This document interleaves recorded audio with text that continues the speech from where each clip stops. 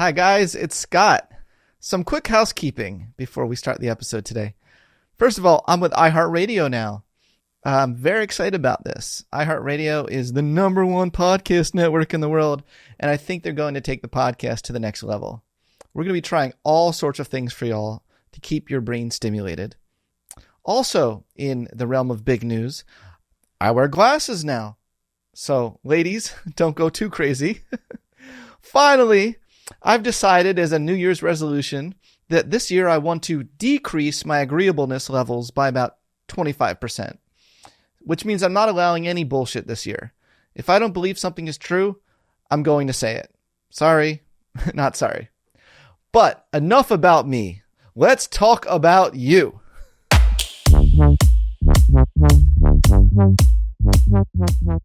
Happy New Year! It's a new year, new you, right? Well, I've got some good news and some bad news here for you folks. The good news is that it's a new year, a fresh start. This is a great time to motivate yourself to set an important personal goal. This is a particularly good start to a new year since according to the, quote, fresh start effect, motivation increases after a temporal landmark, such as the beginning of a new week, month, or year. Temporal landmarks demarcate a time difference between when you were the imperfect you and when you were the new you. Since January 1st, this year fell on a Monday, that means this is a double fresh start. So yay, good news. But here's the bad news. Even with this newfound motivation that we all have right now, I hate to break it to you, but you are still you. As John Kabat-Zinn put it, everywhere you go, there you are. Every new year, the aspiration to change aspects of one's personality usually starts out big and then rapidly declines once people realize that mere aspiration isn't enough. Make no doubt, people definitely want to change their personality. Americans spend over $11 billion each year on self-help books and programs that promises to help them change their personality and have an amazing life. When asked, is there any aspect of your personality that you would like to change? Psychological research shows that about 2/3 of people say they would like to change themselves. And further, these desires tend to come from dissatisfaction. For instance, people want to become more extroverted if they aren't happy with their relationships, hobbies, or friendships. They want to become more conscientious if they are not happy with their finances or work performance. And look, don't get me wrong, it's a good thing to want to change your personality. Personality matters a lot. Personality traits predict important life outcomes, such as success in love and work life, well-being, health, and longevity. But here's the question we're going to tackle today. Just how much can we change our personality? Let's cover some prior views that have existed on this fascinating question. One view is that personality is set in stone by adulthood and can hardly budge no matter what you do. Another view is that personality is entirely due to your circumstances in life and it's constantly in flux. Which one do you think is right? Yes, astute listener, both of these extreme views are wrong. Throughout the course of the day, we all fluctuate in our personality traits. So yeah, context matters. However, when, quote, whole distributions, which is the technical term that's used in the psychological literature, when whole distributions of thinking, emotions, and behavioral patterns are taken into consideration, there are consistent individual differences. For instance, almost all of us crave peace and quiet at times during the day. But on the whole, some of us need a lot more solitude than others. This new understanding of personality, which is also the correct view of personality, means that there is no essence to your personality. Yes, genes definitely influence your patterns of thoughts, emotions, and behavior, but there's nothing essential about being a certain way. With enough habitual adjustment to your patterns over time, you really can change who you are. In other words, you are who you repeatedly are. A large body of research shows that personality traits can and do change. So we're going to come back to some good news here. The research literature on personality change is really a vast and fascinating research. The research literature on personality change began by focusing on changes that occur during therapy and major life events, such as getting married and changing jobs. And the research does show that personality changes, through prolonged therapy, good therapy. But if you have a good therapist, it can change in the negative direction if you have a terrible therapist. Also, a personality can change when you are in a relationship, again, in multitude of ways. And then when you change jobs, you move somewhere else. So yeah, all these, the personality change literature shows that certainly environment matters. However, more recent research, which we're going to double click on today, shows that it's possible to intentionally change your personality traits over time.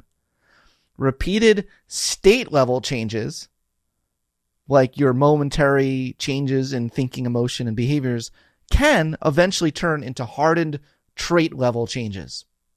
That is so important to recognize. That's actually revolutionary when you really think about it. However, there's a big catch, and this might be the biggest catch of this entire episode today, beside me wearing glasses. And that catch is that it seems to require follow-through and effort over the long run to cause long-lasting changes to your personality. That's right. It takes follow-through. Psychologist Nathan Hudson has been leading the way on designing interventions that can create long-lasting changes in personality. In one seminal study, Dr. Hudson and his colleagues presented people with brief descriptions of each of the big 5 traits of personality.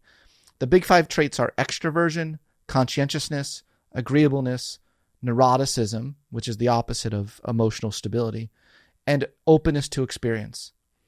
And the researchers asked people to nominate which of these dimensions they would like to work on specifically to change throughout the course of the semester. Are you with me so far? Okay.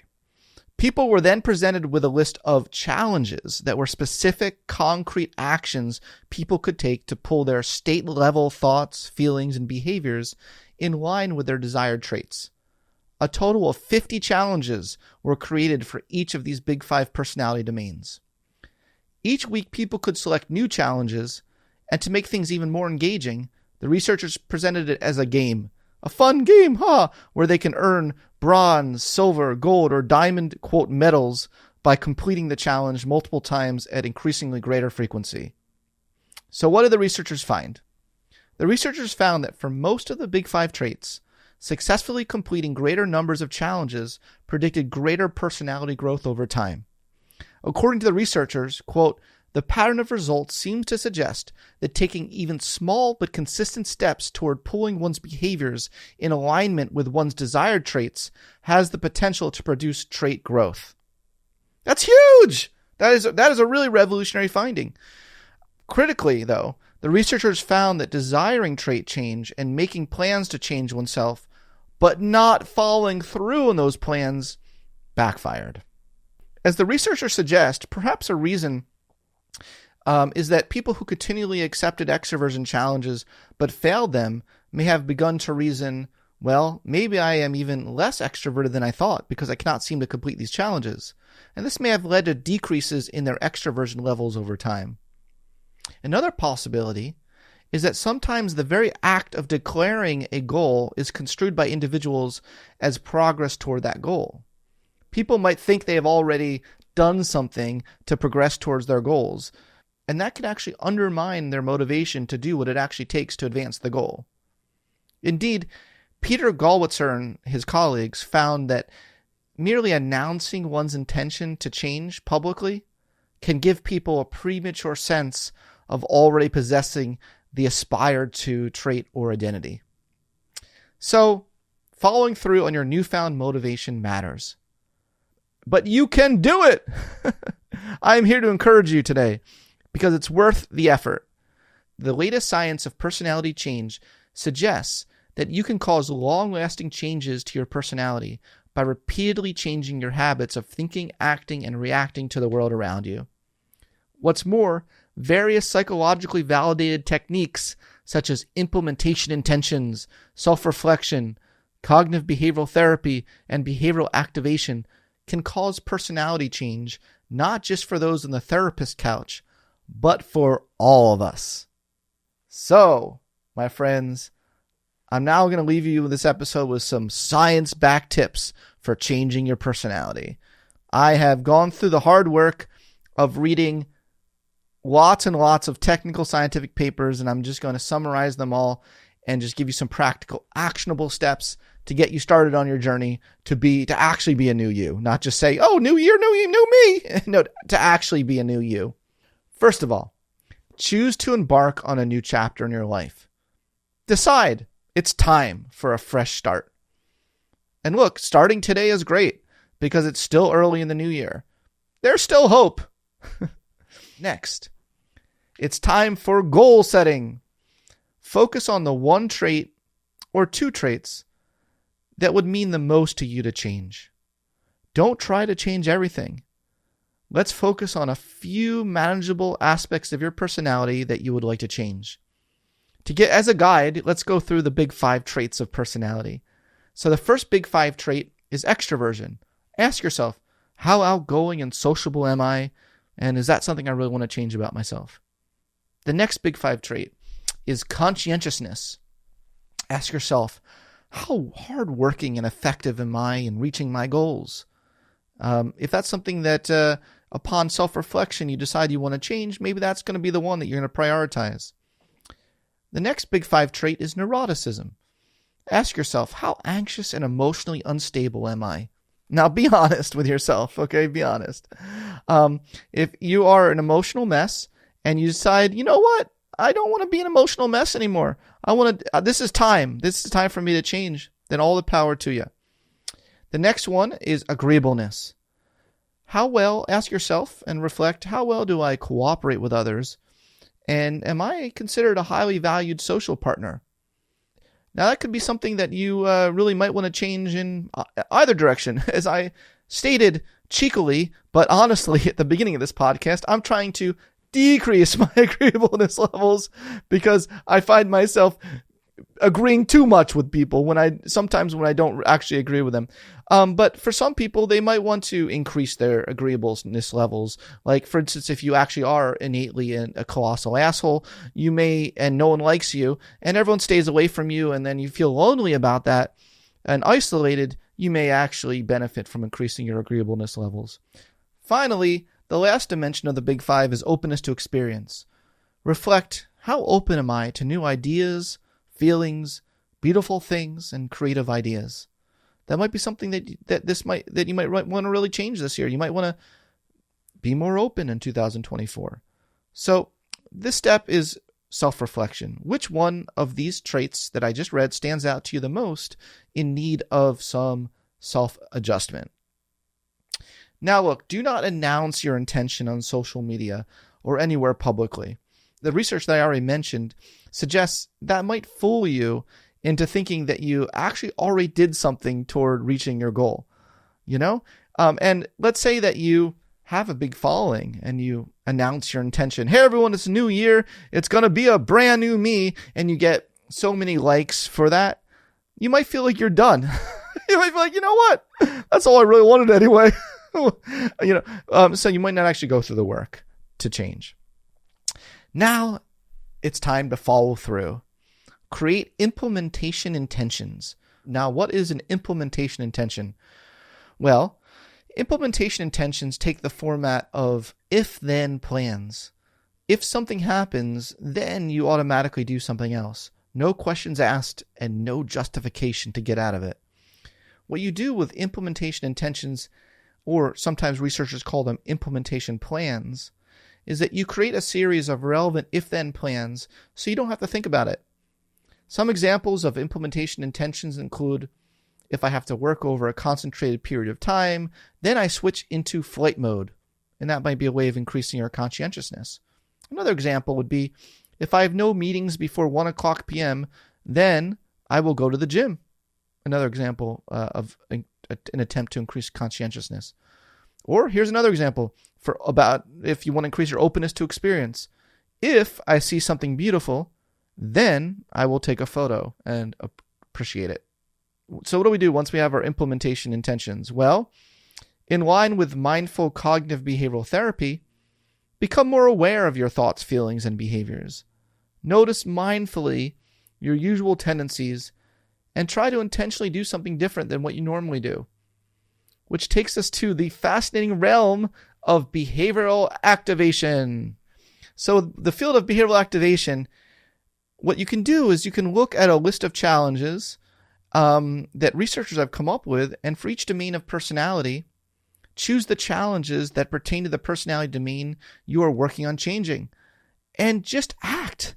Just don't think so much about it. Act and let your cognitions follow. Now, if you'd like a full list of the challenges that the researchers came up with, you can check this out in the show notes by going to thepsychologypodcast.com and clicking on this episode. I've added all sorts of resources for you to help you turbocharge your personality. You can also subscribe to my new Substack newsletter called Beautiful Minds, which has a whole bunch of resources as well. Next, we want to gamify your project here of changing your personality. What do I mean by gamify? Well, you can compete with your friends and see who can complete the most challenges in a 1-month period. Let's say whoever wins has to buy everyone else a drink or something like that. Do what you can to create a little game out of it. And pick a different challenge every day. Stay at it. Be patient and kind to yourself if you struggle with some of the challenges, and also have realistic expectations about the rate of growth in personality change.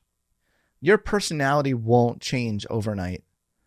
Be critical of any self-development book or course that claims to give you instant or radical changes in your personality.